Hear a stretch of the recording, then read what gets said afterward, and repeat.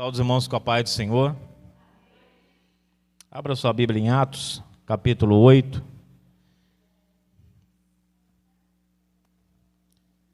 Nós estamos com o objetivo de cumprir o livro de Atos por completo. E hoje nós chegamos no capítulo 8. Esse capítulo estava destinado ao presbítero Maurício, estava ministrando. Mas devido a trabalho, motivo de trabalho, ele não está aqui. Eu estarei cobrindo. Amém? Atos capítulo 8.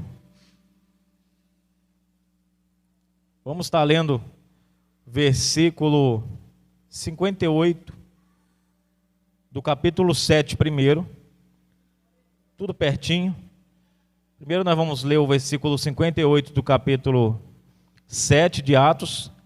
E depois nós vamos ler o versículo 1. E eu vou dando seguimento com os irmãos.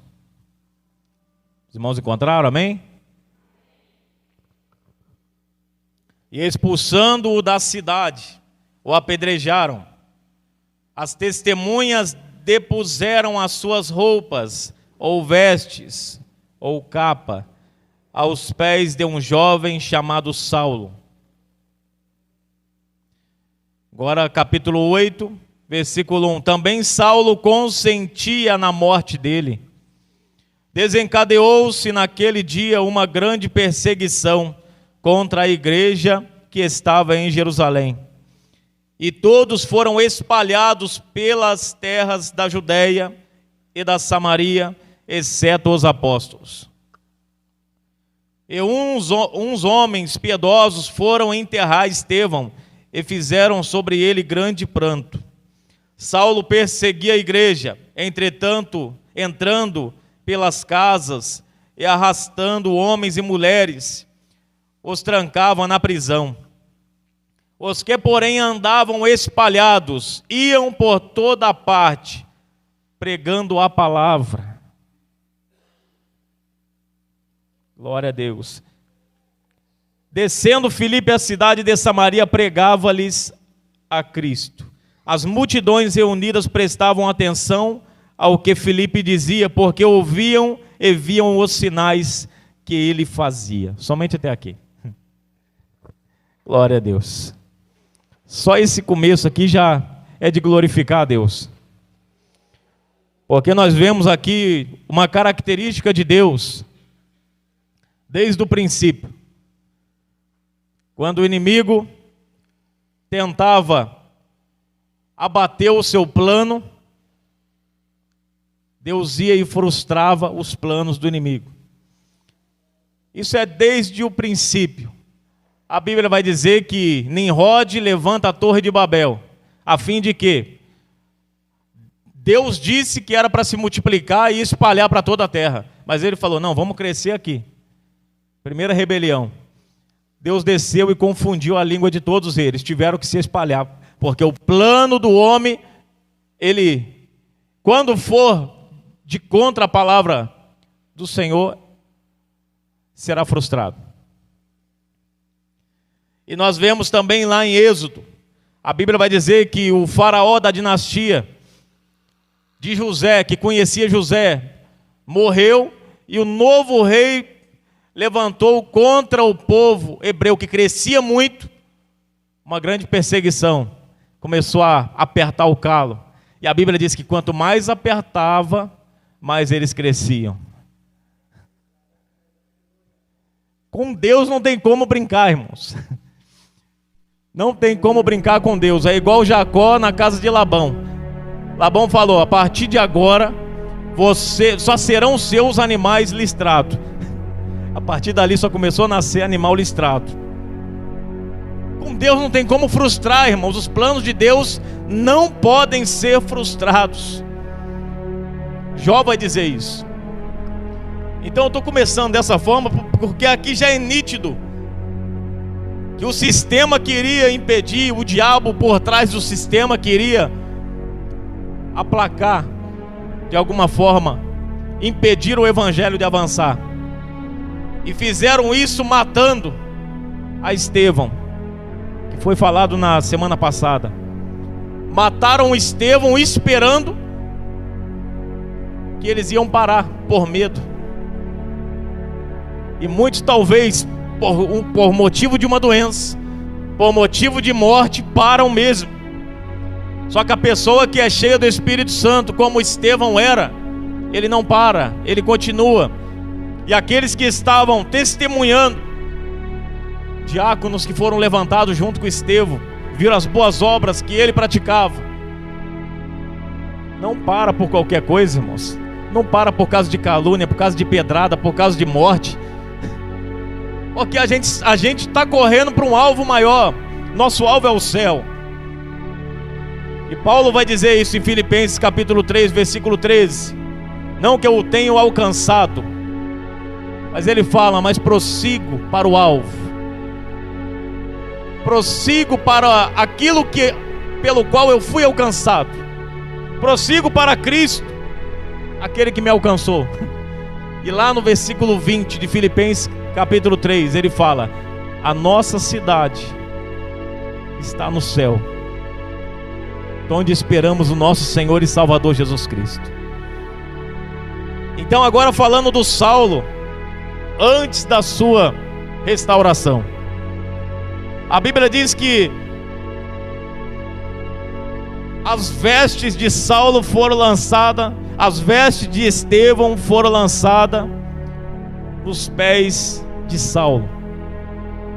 Eu entendo que ali Paulo já estava sendo marcado.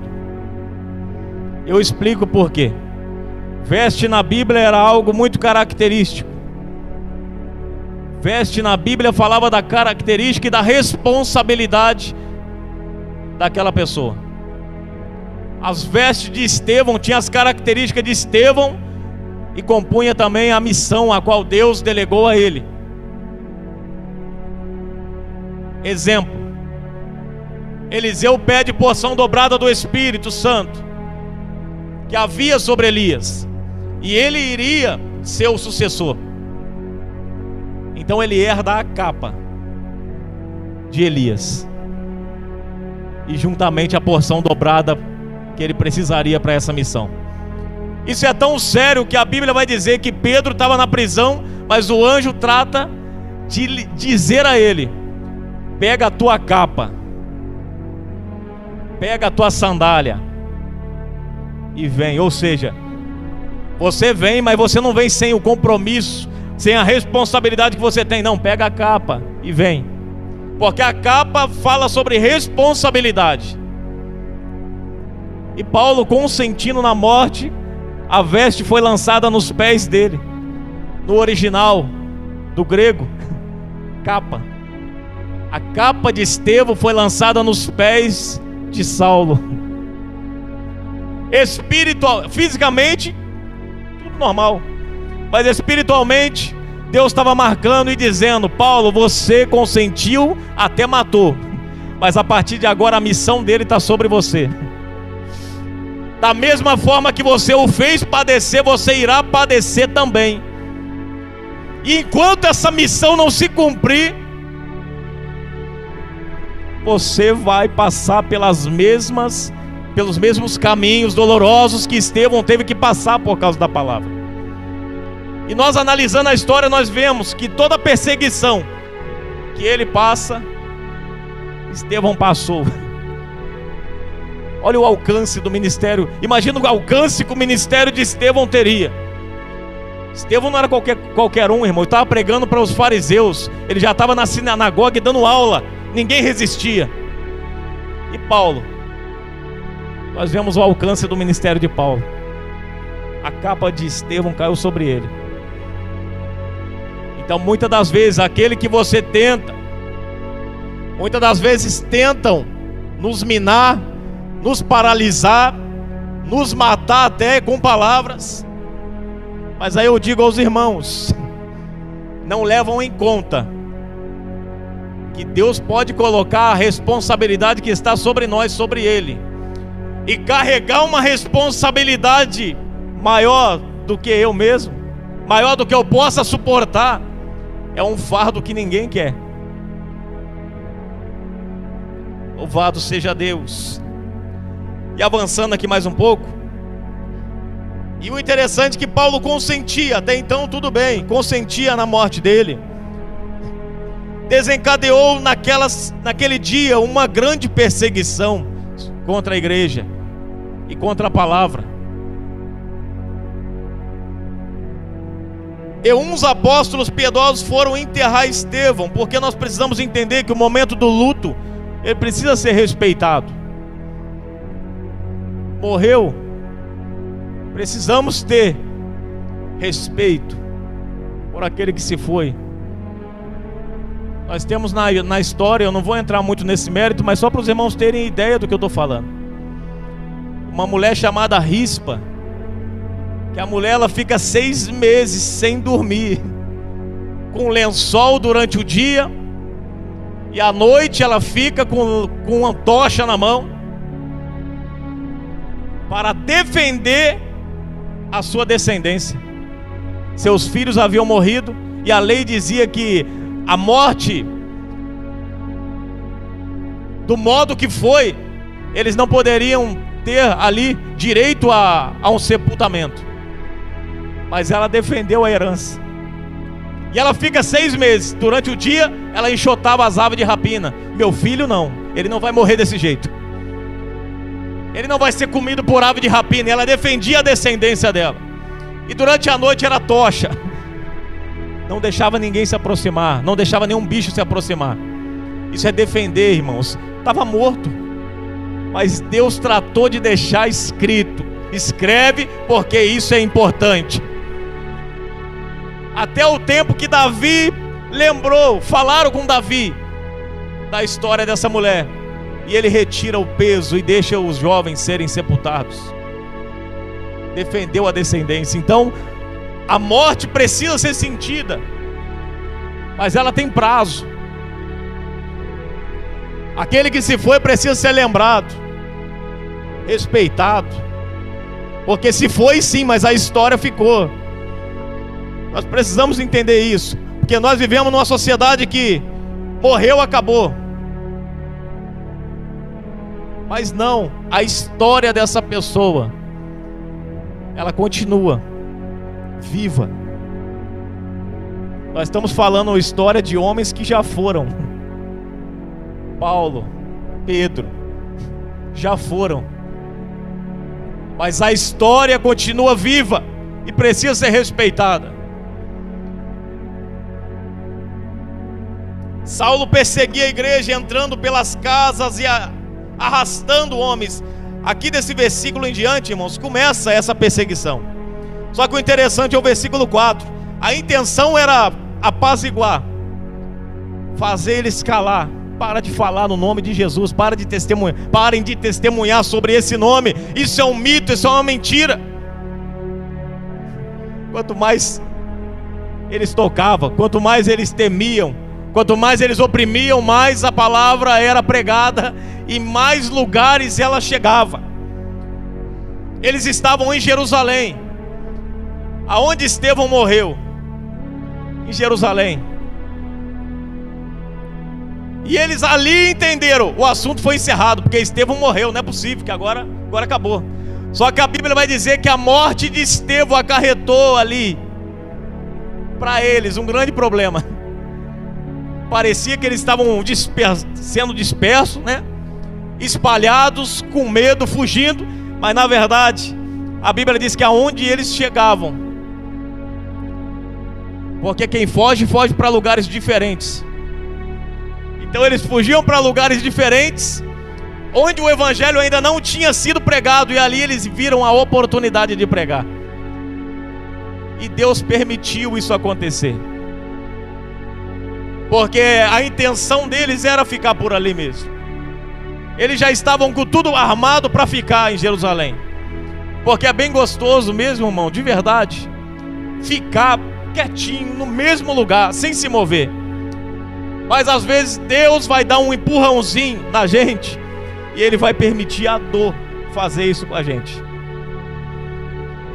Deus permite a morte de Estevão para espalhar os apóstolos, para espalhar o evangelho, porque Ele disse desde o começo: esse evangelho será pregado em Samaria, E ele vai citando Jerusalém, Samaria, até os confins da terra. Não é só em Jerusalém. Já que vocês não vão por bem, Deus vai empurrando atrás, irmãos. Ele vai impelindo, Ele vai empurrando. Porque maior do que a nossa própria vida é o Evangelho ser pregado. Prova disso é que Paulo, Pedro, preso, continuavam pregando e escrevendo palavras que hoje continuam libertando. Então maior do que a nossa vida é a palavra ser pregada. Louvado seja Deus. E nós observamos que esses homens iam caminhando, iam fazendo grande prodígio. Filipe, a Bíblia vai dizer no versículo 5: descendo Filipe à cidade de Samaria, saiu de Jerusalém. Não era para ficar quietinho lá? Estevão morreu, rapaz, vigia. Mas ele fala: não, mas aquilo que eu carrego é mais poderoso e mais valioso do que a minha própria vida. Eu tenho que continuar pregando. Será que não é Jeremias falando? Quando eu falo que não vou falar no nome dele, ele é como fogo no meu peito, não posso resistir, tenho que falar. Então o Evangelho é essa chama que nos faz caminhar. Não é só essa chama que nos faz pular, falar em línguas estranhas, profetizar. Não é só essa chama. Essa chama que nos faz caminhar, nos direciona para onde precisamos ir, nos direciona e nos conduz para pessoas necessitadas, nos direciona para a solução de alguns problemas. Essa chama, ela vem para direcionar. É o que Jesus vai dizer para Nicodemos: o vento sopra onde vem, ouves a sua voz, mas não sabe nem para onde, nem de onde vem, nem para onde vai. Assim é todo aquele que é nascido do Espírito. Não tem vida própria, vai para onde Ele mandar, para onde quiser que o Espírito mande, nós temos que ir.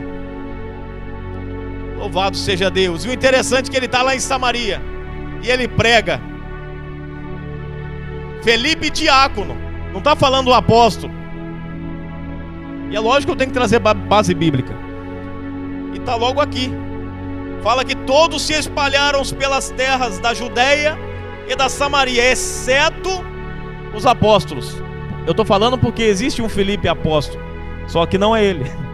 É o Felipe diácono, que foi consagrado no capítulo 6. É o Felipe diácono que está fazendo missão agora. É o Felipe diácono que era para servir a mesa, que Deus deu potencial e unção, e ele entendeu: eu fui levantado para servir a mesa. E eu preciso dizer aos irmãos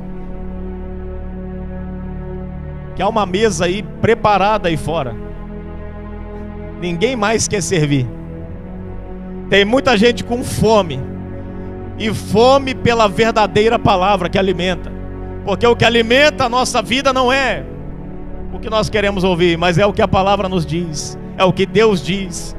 Jesus, ele vai dizer em Deuteronômio, ele vai repetir o que está em Deuteronômio, que vai dizer que nem só de pão viverá o homem, mas de toda a palavra que sai da boca de Deus. Então, melhor do que o pão da terra é o pão do céu. E o pão do céu é a palavra, que está justamente no teu coração e na tua boca.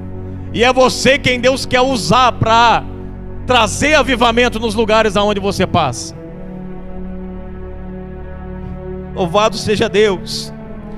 É por isso que, sendo diácono, ele entende, porque a missão, ela não tem a ver com o título. A missão não tem a ver com o cargo eclesiástico.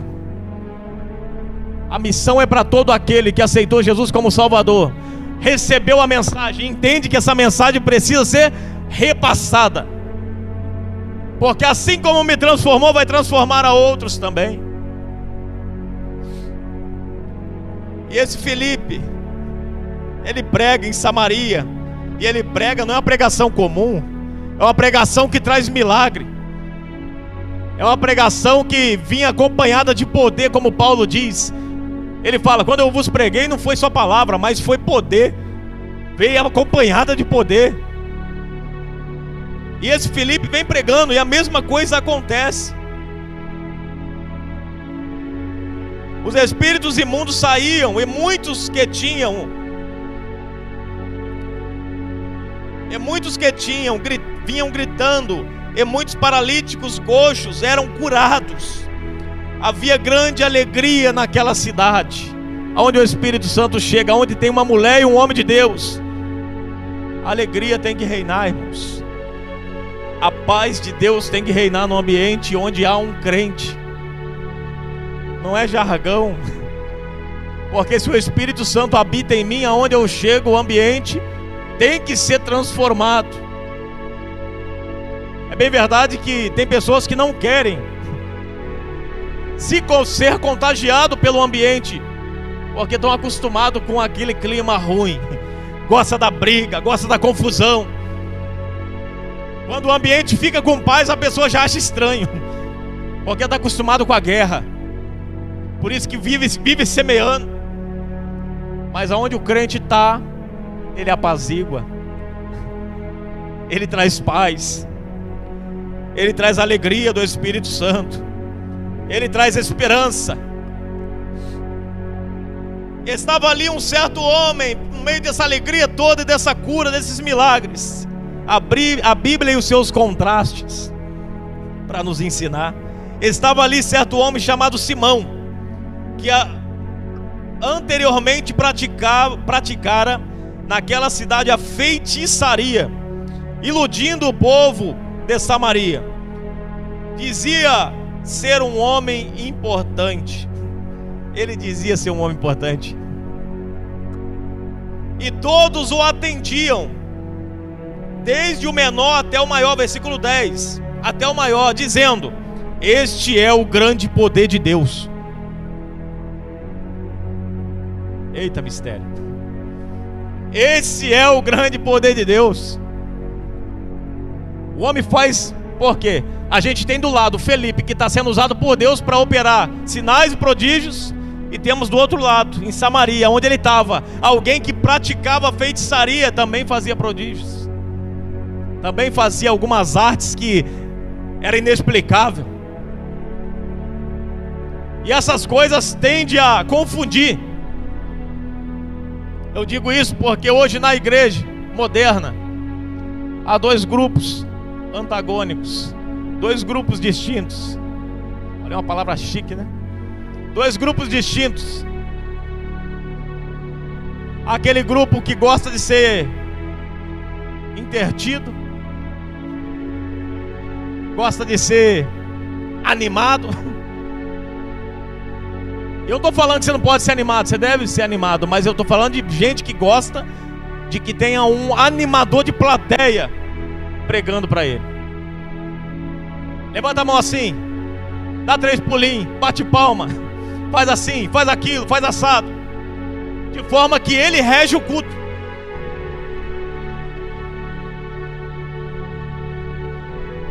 É, Simão, é o tal do Simão, tá por aí, achando que está fazendo bem, mas não está fazendo bem. Existem alguns que podem estar fazendo por inocência, mas existem muitos nesse meio que quer ver o povo gritar para que todos saibam que alguém trouxe barulho para aquela igreja, porque o barulho é visto como um avivamento, mas não é avivamento. O avivamento traz barulho algumas vezes, mas na maioria das vezes, até ele ser evidenciado do lado de fora, esse avivamento é silencioso. Ele faz você chorar, ele aperta teu peito lá dentro, porque a Bíblia vai falar que o Espírito de Deus vos santifica em tudo, todo o vosso espírito, alma, corpo sejam plenamente conservados e irrepreensíveis para a volta do Senhor. 1 Tessalonicenses 5:23. O que eu estou querendo dizer com isso? Avivamento começa de dentro para fora, não de fora para dentro. Senão ele falava, santifica o corpo, a alma e o espírito. Mas não, ele fala, o espírito, a alma e o corpo. Não adianta vir de fora primeiro, tem que começar dentro. O arrependimento tem que rasgar a alma, até refletir do lado de fora. De fato, me arrependi. Louvado seja Deus. Então aquele homem praticava, e todos entendiam, achavam que aquele era o poder de Deus. E eu louvo a Deus, porque por mais que há esse grupo que gosta de ser animado, há um outro grupo que Deus tem levantado a cada dia. Grupo que, mesmo que o culto não esteja animado, o coração dele palpita ao ouvir as sagradas escrituras. O coração dele queima, como o dos discípulos de Emaú, quando ouve a palavra vinda do céu. E é esse sim o verdadeiro avivamento que nos movimenta. Quando, porém, Filipe lhes pregava acerca do reino, versículo 12, e do nome de Jesus Cristo creram nele e foram batizados tanto homens como mulheres. É avivamento. Creu até o próprio Simão, ao qual eu acabei de descrever, que era ambicioso, gostava de ser visto, milagreiro, ele gostava. Até ele se converteu, só que não por completo, porque, e nós nem devemos requerer que haja uma transformação completa assim de cara, porque não vai acontecer, é gradativo. E aqui vai dizer que ele creu, o próprio Simão, e sendo batizado seguiu a Felipe, e vendo os sinais e as grandes maravilhas que se fazia, estavam maravilhados. Quando os apóstolos que estavam em Jerusalém, a notícia de Samaria chegou lá em Jerusalém, onde os apóstolos ficaram. O avivamento foi tão grande lá em Samaria, eles não sabiam nem para onde eles estavam, porque saiu tudo dispersado, tudo correndo, igual fugitivo. Mas daqui a pouco chega a notícia: o evangelho está chegando aqui. O evangelho está chegando aqui. Isso é maravilhoso, irmãos. Sabe quando você acha que está tudo perdido? Quando você acha que a coisa saiu do controle completamente, de repente vem alguém te dar a notícia que está se movendo, mesmo à distância. Não está na tua casa, mas à distância está acontecendo um milagre. Sobre efeito daquilo que você disse, sobre efeito daquilo que você ensinou. Isso é maravilhoso. E eles vão para lá.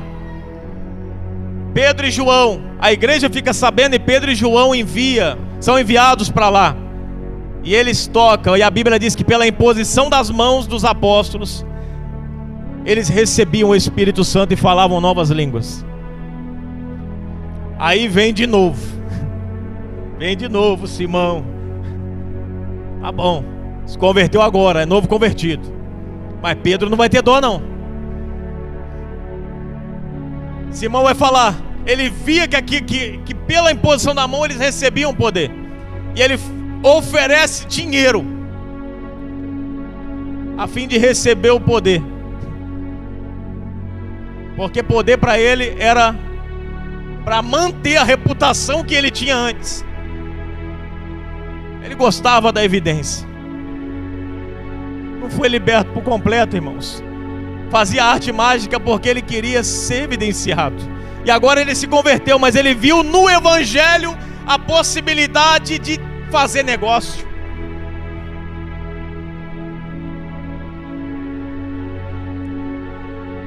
Ele viu no evangelho a possibilidade de fazer comércio. Então ele compra e ele vai usar o poder para dar credibilidade a ele. Ele quer o poder para que ele tenha mais credibilidade. E assim como ele vendia a mágica, a feitiçaria, agora ele vai fazer o uso no evangelho. Fala comigo, que Deus tenha misericórdia. Porque há em nosso meio, não da igreja, mas no meio pentecostal, no meio da igreja brasileira, infelizmente, pessoas que fizeram do evangelho o seu negócio, particular. De sorte que não interessa mais o que Deus quer dizer, contando que eu coloque a oferta final no bolso e vá para casa. Não importa se as vidas que foram sedentas da palavra vão voltar sedentos para casa porque não receberam nada, vão voltar com fome, com a barriga espiritual doendo, contando que o meu bolso esteja cheio e eu volte de avião para casa. No meio evangélico hoje é o que importa. Não importa se o meu irmão vai bem, importa que eu, que falo bem, que me comporto bem no altar, vá bem. E isso não é o evangelho de Cristo, porque Paulo vai dizer que o medo dele, quando esse evangelho já é velho, era pregoado, esse evangelho sofisticado, ele era pregoado, esse evangelho coach era pregoado, era proposto. E Paulo fala: não se ausenteis da simplicidade que há em Cristo. Eu temo que vocês se afastem da simplicidade que há no evangelho de Cristo, porque é o evangelho que vai salvar, é o evangelho simples, é o evangelho do arrependa-te. E é o que o Pedro vai começar pregando. João Batista, Jesus, Pedro, em Atos 2:38, em Atos 4 também. Toda vez que alguém perguntava, o evangelho vinha. E o evangelho era esse, era curto e grosso: se arrependa que há esperança para você. Arrependimento é o que? Metanoia, mudança de mente. Ou seja, muda a tua mente, que você pode avançar conosco. Ou seja, o velho homem vai ficar para trás, a nova roupagem vai vir sobre você, e você vai poder caminhar com Cristo, como seguidor de Cristo, vestido como Cristo. Louvado seja o nome do Senhor. Avançando, porque é muita coisa, e a palavra é maravilhosa, irmãos. E esse homem, ele é repreendido por Pedro. Quando ele descreve, ele verbaliza, ele evidencia com aquelas palavras para Pedro a sua intenção. Principalmente o Espírito Santo já sabia. A Bíblia vai dizer que a palavra de Deus, ela é apta para discernir intenções. Ela é apta. Então Pedro, Deus já sabia, e ele revela ali a Pedro.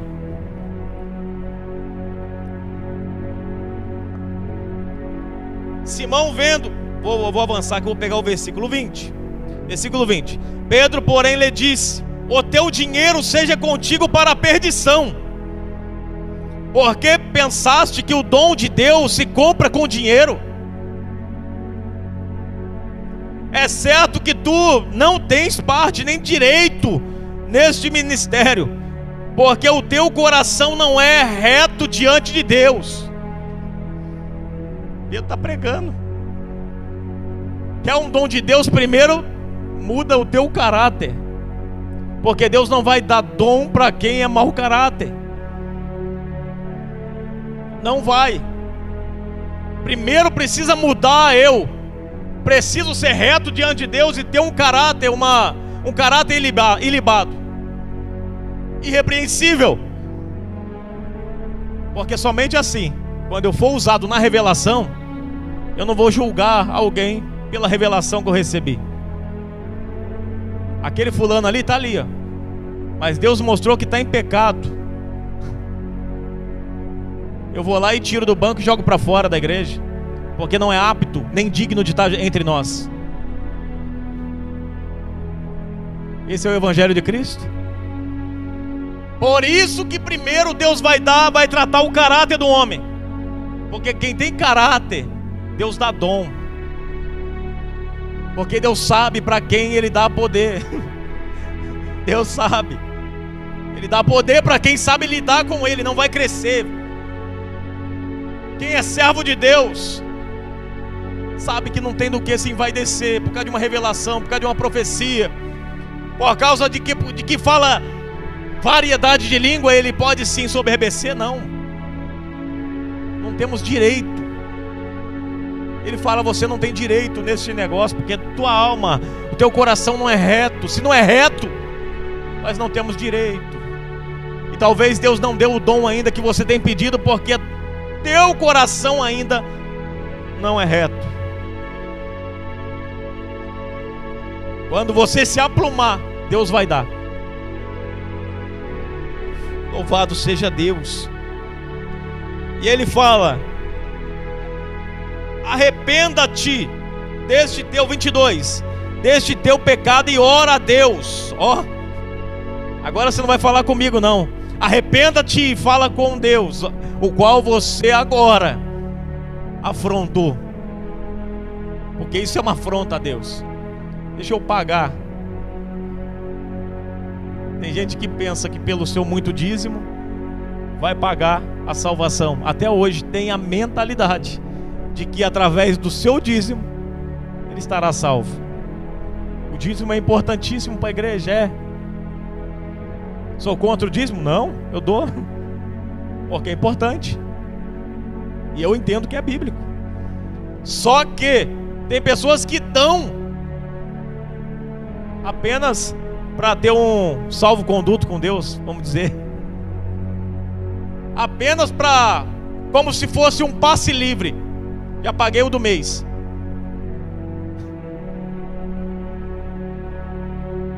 Não é dívida, irmão. Não é uma conta qualquer o seu dízimo. Seu dízimo não é uma conta qualquer.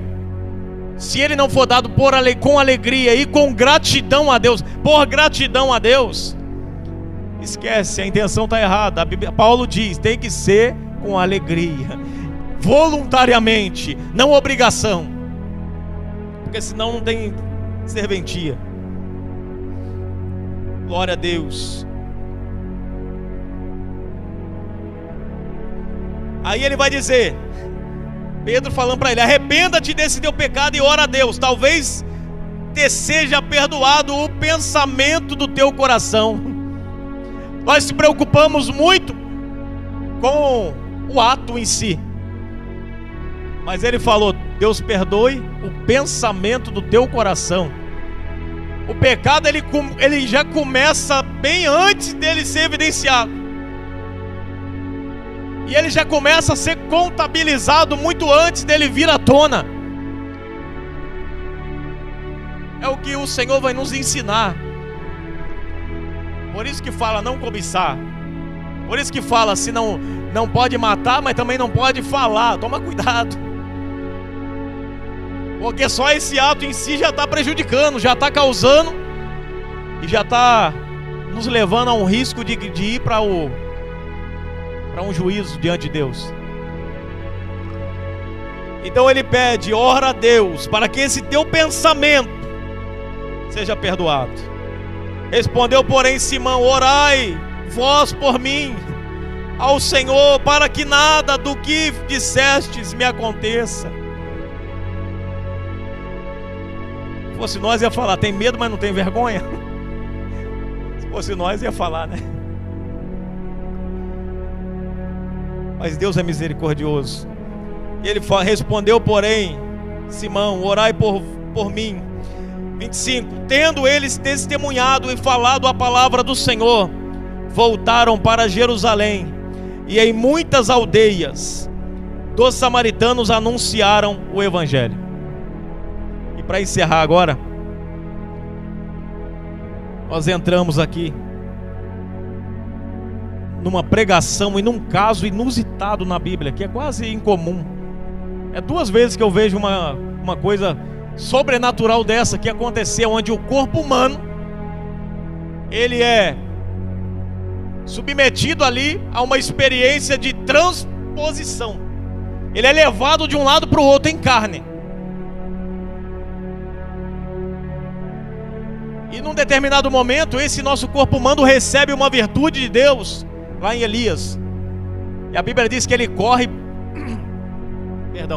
e ele ultrapassa a carruagem que carregava Acabe, que saiu na frente dele. Ele dá tempo dele orar no monte. Ele corre para avisar Acabe, e ele ultrapassa, porque a Bíblia diz que o Espírito do Senhor cingiu os lombos dele. E ele começa a correr e ele passa. Então, duas experiências que eu vejo surreal, onde o nosso corpo, o corpo humano, Deus pode fazer isso conosco. Deus pode fazer isso conosco. Porque não está escrito que é só para aquele tempo. Ele pode. De repente você está aqui e você fala assim: nossa, cheguei tão rápido. De repente não vai ser desse jeito aqui. Você vai apagar aqui e aparecer em outro lugar. Mas de repente é o dia que o ônibus não vai atrasar de jeito nenhum. Ou vai atrasar, justamente por causa disso. Porque nisso consiste o propósito de Deus. Então Deus ainda continua fazendo. Continua se movendo no tempo onde nós estamos. Então o anjo do Senhor disse a Felipe, o anjo do Senhor: levanta-te e vai para o sul, pelo caminho que desce de Jerusalém para Gaza, que está deserta. Ele se levantou e partiu no caminho. Viu um etíope, eunuco e importante, funcionário de Candace, misericórdia, rainha dos etíopes. Ele era superintendente de todos os seus tesouros e tinha ido a Jerusalém para adorar a Deus. Está indo para adorar a Deus, mas ainda não conhece Deus. Está lendo a palavra de Deus, mas ainda não sabe ainda quem é Deus.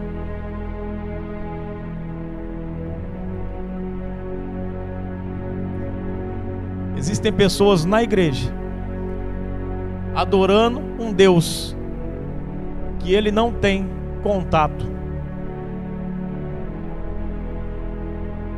Na igreja, pessoas que adoram um Deus que eles dizem conhecer, mas o comportamento é bem diferente do comportamento do nosso Senhor, porque o comportamento de Deus é evidenciado através das Escrituras.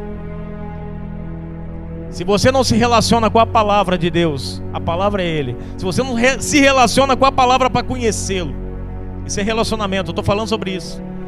E se você não passa tempo dedicado à oração, não é para pedir, para conversar com Ele, dialogar, desenvolver relacionamento. Não adianta adorar aqui e falar: ô Senhor, o Senhor é o meu Deus. Dizer que conhece Deus porque não conhece. Só conheceremos Deus se nós tivermos amor pela palavra e investigar quem é o nosso Deus. E através da palavra, através da oração, colocarmos o nosso coração diante dele. Esses dias eu estava ensinando a igreja a orar aqui.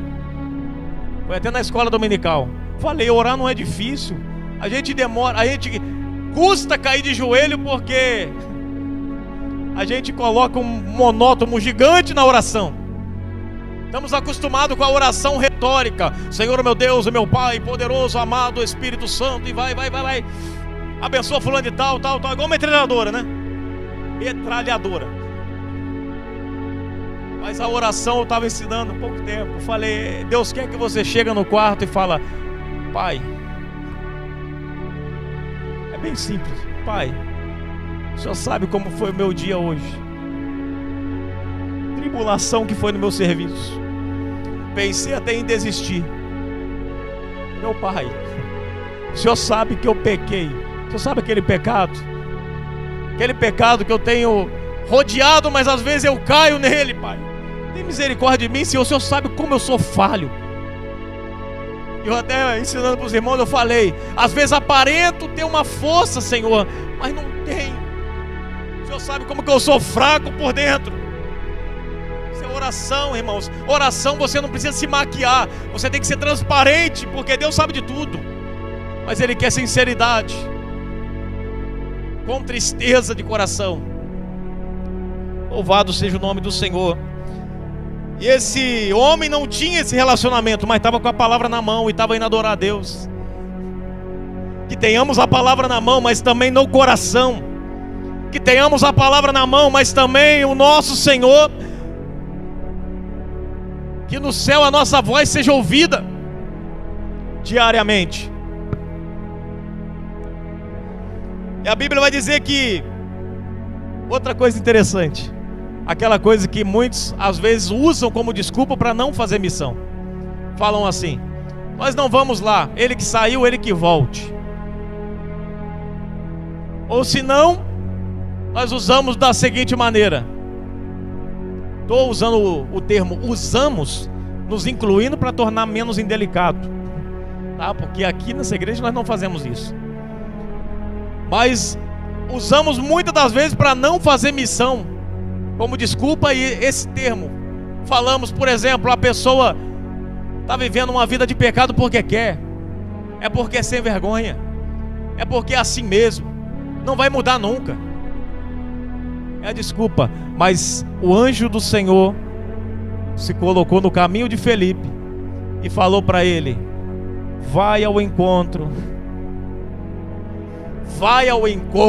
do eunuco. Deus mandou ele ir ao encontro de quem? De quem, irmãos? Jesus. Glória a Deus. Então ele mandou ele ir. Às vezes eu falo isso para os irmãos gravar, irmãos, partes importantes daquilo que nós estamos falando, tá? Sei que repetir às vezes é chato, mas é importante para você gravar. A neurociência diz que isso ajuda e muito. Então aqui agora ele vai se locomover para o lugar onde não estava no cronograma dele, porque o Espírito o conduziu para lá, para ele pregar a um eunuco que não estava conseguindo interpretar a Escritura. Às vezes é coisa simples que Deus quer que você faça. Às vezes você quer espiritualizar a coisa, quer fazer 30 dias de jejum e oração, mas às vezes Deus só quer que você interprete um texto, que você pregue a simplicidade do Evangelho de Cristo para alguém. Às vezes Ele só quer que você conte o seu testemunho, porque o Evangelho a pessoa já tem, só que ela sofreu um trauma, um baque, e ela só precisa do teu testemunho às vezes para dar uma animada, porque o testemunho edifica. Então é necessário termos um relacionamento com Deus para sabermos o que Ele quer. Correndo, Felipe ouviu que lia o profeta Isaías e perguntou: entendes tu o que lês? Ele respondeu: como poderei entender se alguém não me ensinar? E pediu a Felipe que subisse no carro e com ele se assentasse. O lugar da escritura que lia era este: foi levado como ovelha para o matadouro. O anjo vai levar ele para interpretar uma palavra que ele sabia bem. O eunuco não sabia sobre o Cristo que morreu, que veio, que padeceu pelos nossos pecados. Ele não sabia das boas novas, e o Evangelho é boas novas. Por isso ele foi levado até aquele lugar. Você percebe como a palavra é simples? Logicamente que é simples nesse tempo. Naquele, imagina. É simples para nós que já temos todo o rolo sagrado. Mas imagina naquele tempo onde não estava tudo composto, ainda estava sendo escrito. Então bastava ali, era necessário o Espírito Santo fazer essa movimentação. E a Bíblia diz que o lugar da escritura que ele lia era esse: na humilhação negaram-lhe justiça. Quem contará a sua geração? Pois a sua vida é tirada da terra. Respondendo o eunuco a Filipe, disse: peço-te que me digas a quem o profeta se refere. De si mesmo ou de algum outro? Então Filipe, abrindo a sua boca e começando nesta escritura, anunciou-lhe Jesus. Porque a Bíblia toda é importante e deve ser pregada, mas no final ela tem que anunciar a Jesus. Esse é o propósito da pregação. Se em toda a minha mensagem for 1 hora de mensagem, 1h30, 2 horas, eu contar uma história muito bonita, mas não anunciar Jesus no final, eu fiz os irmãos gastar tempo, perder tempo, porque romantizei, se alegraram, mas eu alimentei com algo que não é alimento, é apenas entretenimento. Nós gostamos de de coisas parecidas com novela, filme, não é? É basicamente isso. Tudo que é romântico, o brasileiro se encanta. Então, por isso que o brasileiro ele é encantado por isso. Histórias narradas onde Cristo não é evidenciado. Porque Cristo não vai trazer ibope. Falar sobre um homem que no final, uma liderança que teve que morrer. Para uma sociedade que está acostumada com agora só vitória, agora só vitória, agora só vitória, vitória, vitória. Falar para uma geração que está acostumada com isso, sobre uma liderança que morreu, como Paulo, desamparado por todos. Ninguém compareceu na minha primeira defesa. Isso é liderança? Degolado? Não, então foi frustrado o plano dele. Graças a Deus que liderança, êxito, segundo Deus, é diferente do que o segundo o mundo. Por isso que o evangelho da cruz era loucura para os gregos. Paulo vai dizer, e finalizando aqui, indo eles caminhando, chegaram ao lugar onde havia água, e o eunuco perguntou: vê aqui a água, o que impede que eu seja batizado? Respondeu Filipe: tu podes, se crê de todo o coração. Disse ele: creio que Jesus Cristo é o Filho de Deus. Quer saber se você pode ser batizado? Você crê com o seu coração que Jesus Cristo é o Filho de Deus? A resposta está aqui. De todo o coração. Mandou parar o carro e desceram ambos a água, tanto Filipe como eunuco, e o batizou. Quando saíram da água, o Espírito do Senhor arrebatou Filipe, e não ouviu mais o eunuco, mas cheio de alegria, continuou o seu caminho. Filipe desapareceu em Samaria e apareceu, ele desapareceu do lugar onde Deus o levara e apareceu em outro lugar. Está descrito aqui. Ele aparece em Azoto. Ele aparece em outro lugar. E eu perguntando, tudo tem que perguntar ao Espírito Santo, irmãos. Por que isso? Ele não poderia voltar andando? Não, mas ele não voltou para o lugar onde ele estava em Samaria. Ele foi para outro lugar. Ele foi arrebatado, ele foi transportado de um lugar para o outro. Tinha que ser rápido, mostrando a emergência e a urgência do evangelho, porque tinha pessoas precisando lá. Então Cristo pega aqui e aparece lá, mostrando a urgência que é o evangelho ser pregado. Por isso que nós não podemos ficar perdendo tempo com picuinha, com disse-me-disse, com coisas, irmãos, que não interessa, irmãos. Vai encher a igreja pouco tempo, daqui a pouco esvazia, porque é só inchaço. Por isso que a gente não tem que ficar perdendo tempo com algumas coisas, irmãos. Porque eu estou irritado com fulano de tal, estou irritado com... Não gosto do jeito dele, do jeito que ela rege, do jeito que ele rege. Não gosto do jeito que ele lidera.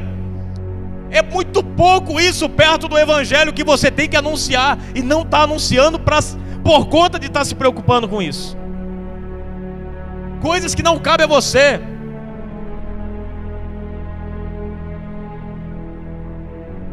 Nem tudo os irmãos vão concordar comigo, assim como nem tudo eu vou concordar com a minha liderança.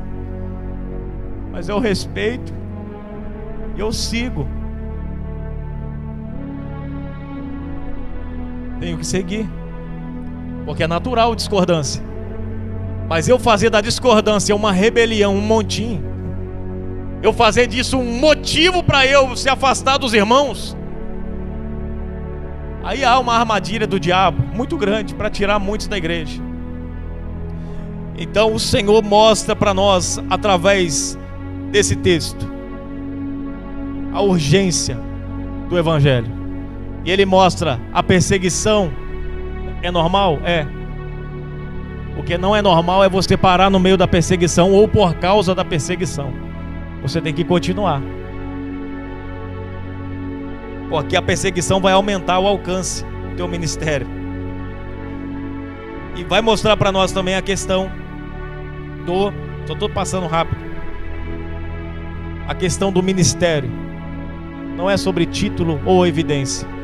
É sobre o quanto você está disposto a renunciar e o quanto você está disposto a entregar na obra de Deus. Como Simão, não queria abrir mão da evidência, mas aí ele pede: ora por mim, intercede por mim. E eu creio que aquele homem foi restaurado, porque o texto é interrompido e não termina. Mas eu creio que aquele homem foi restaurado. Porque aonde há a palavra de Deus, aonde há irmãos unidos no mesmo propósito, há restauração, há esperança. Amém, irmãos? Irmãos, Deus abençoe. Essa é a palavra de hoje.